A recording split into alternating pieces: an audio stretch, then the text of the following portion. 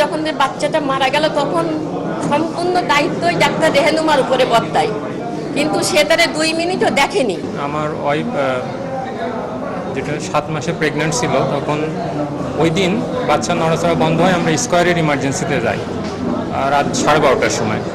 12:30টার সময় আমাদের জানায় যে ও বাচ্চাটা মারা গেছে। সোনোলজিস্ট জানায় যে পেটের বাচ্চাটা মারা গেছে।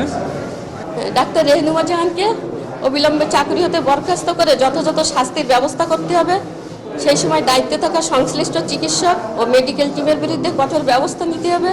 ডাক্তার রেহেনুমা জাহানের চিকিৎসা নিবন্ধন লাইসেন্স আজীবনের জন্য বাতিল করতে হবে। এটা ঠিক মতন তদন্ত হলেই এটা বেরিয়ে যাবে। আমাদের পরিবারই পুরো শেষ, আমরা জীবন্ত লাশ হয়ে গেছি আমাদের এরকম মেয়েরে হারিয়ে। আমার কাছে আমার মেন হলো যে ডাক্তার রেহেনুমার কাছে সে প্রেগনেন্ট হয়ে থেকে চিকিৎসাধীন ছিল। শেষ অবস্থায় যখন যে বাচ্চাটা মারা গেল তখন সম্পূর্ণ দায়িত্বই ডাক্তার রেহেনুমার উপরে বর্তায়, কিন্তু সে তারে 2 মিনিটও দেখেনি। সে নার্সের হাতে দিয়ে চলে গেছিল কেন? এইটা মেন দাবি। সেই জন্য ডাক্তার এর কোনো উত্তর নেই তার কাছে, সে অপরাধী। আমরা তার বিচার চাই, তার নিবন্ধন বাতিল হোক, ডাক্তারিয়াতে যে শাস্তি হওয়া উচিত আমরা সেটা চাই। আমাদের মূল এটাই হচ্ছে সেটা, কারণ আমার মেয়ের মেরে ফেলা হয়েছে, সম্পূর্ণ অবহেলা করে মেরে ফেলা হয়েছে। সে যদি বলতো যে ঠিক আছে এই পেশেন্ট আমি আর দেখবো না, যখন আমরা এমার্জেন্সিতে বাচ্চাটা মারা গেছে ডাক্তার আসার কথা, রাত্রি আসেনি, পরে 9 ঘন্টা পরে এসছে এবং 2 মিনিট দেখে কাঁধের হাতে দিয়ে চলে গেছে। এবং এখানকার লতে আছে যে স্বামী ডাক্তার না হলেও স্বামী থাকতে পারবে কাছে সর্বক্ষণ।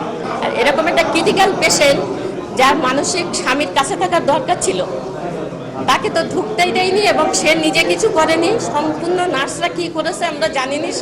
এবং শেষ অবস্থায় তাকে আইসিইউতে লোক দেখানো দিয়েছে, তারপরেও সে আমাদের সাথে দেখা করেনি, ডেড বডি দেখে চলে গেছে। এবং আইসিইউ এইচডিইউ সব ডাক্তার 5-6 জন করে ডাক্তার বলেছে কেন দেরি করলে তোমরা? দেরি তো আমরা করিনি। তাহলে ডাক্তার রেহেনুমা জাহান বলতো যে আমি এইটুকু হ্যান্ডেল করবো না, আমরা অন্য জায়গায় নিয়ে যেতাম, রাত্রি নিয়ে চলে যেতাম। আমার মেয়ে তো আজকে বেঁচে থাকতো, তার মতন দামি জীবন, দামি হোক অদামি হোক, তার তো বাঁচার অধিকার আছে, তাই না? সে তো আমাদের সন্তান। সম্পূর্ণ অবহেলা করেছে রেহেনুমা জাহান, 1 নাম্বার দোষী। আমরা অন্য কোনো ডাক্তাররে বলছি না।